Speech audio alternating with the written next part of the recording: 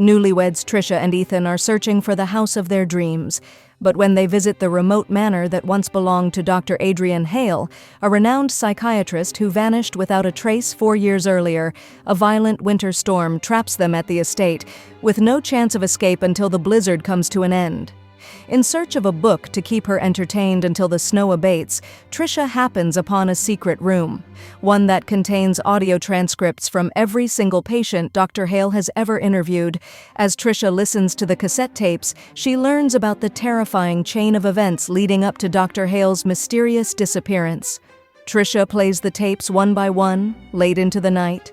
With each one, another shocking piece of the puzzle falls into place, and Dr. Adrian Hale's web of lies slowly unravels.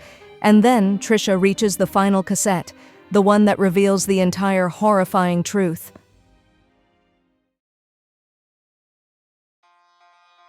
She's looking for the perfect man. He's looking for the perfect victim. Sydney Shaw, like every single woman in New York, has terrible luck with dating. She's seen it all. Men who lie in their dating profile, men who stick her with the dinner bill, and worst of all, men who can't shut up about their mothers. But finally, she hits the jackpot. Her new boyfriend is utterly perfect. He's charming, handsome, and works as a doctor at a local hospital. Sydney is swept off her feet. Then the brutal murder of a young woman, the latest in a string of deaths across the coast, confounds police. The primary suspect? A mystery man who dates his victims before he kills them. Sydney should feel safe. After all, she is dating the guy of her dreams. But she can't shake her own suspicions that the perfect man may not be as perfect as he seems. Because someone is watching her every move, and if she doesn't get to the truth, she'll be the killer's next victim. Abby wants a baby more than anything. But after years of failed infertility treatments and adoptions that have fallen through, it seems like motherhood is not in her future. That is, until her personal assistant Monica makes a generous offer that will make all of Abby's dreams come true. But it turns out Monica isn't who she says she is. The woman now carrying Abby's child has an unspeakable secret, and she will stop at nothing to get what she wants.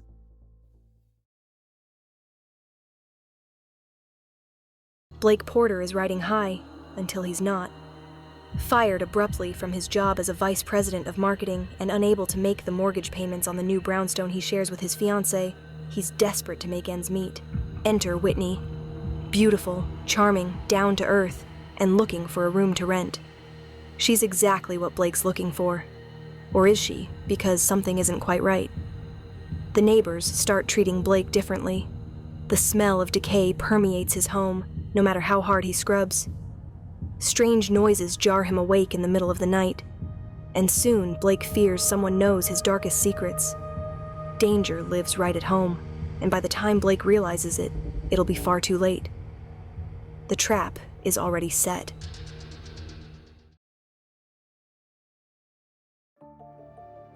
"Welcome to the family," Nina Winchester says as I shake her elegant, manicured hand.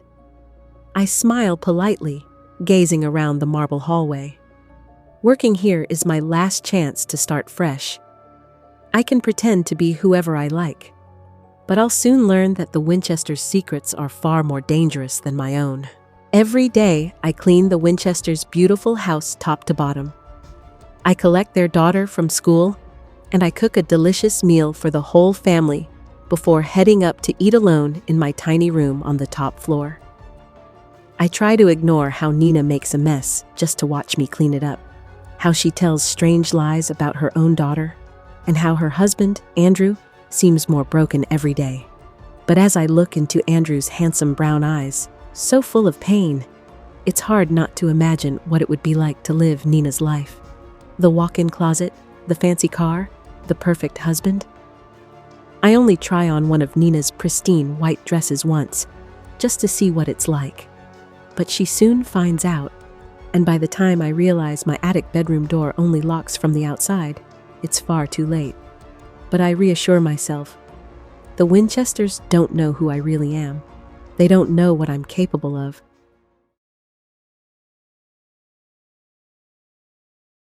Sometimes enough is enough. Debbie Mullen is losing it. For years, she has compiled all of her best advice into her column, Dear Debbie, where the wives of New England come for sympathy and neighborly advice. Through her work, Debbie has heard from countless women who are ignored, belittled, or even abused by their husbands. And Debbie does her best to guide them in the right direction. Or at least, she did. These days, Debbie's life seems to be spiraling out of control. She just lost her job. Something strange is happening with her teenage daughters. And her husband is keeping secrets, according to the tracking app she installed on his phone. Now, Debbie's done being the bigger person. She's done being reasonable and practical. It's time to take her own advice.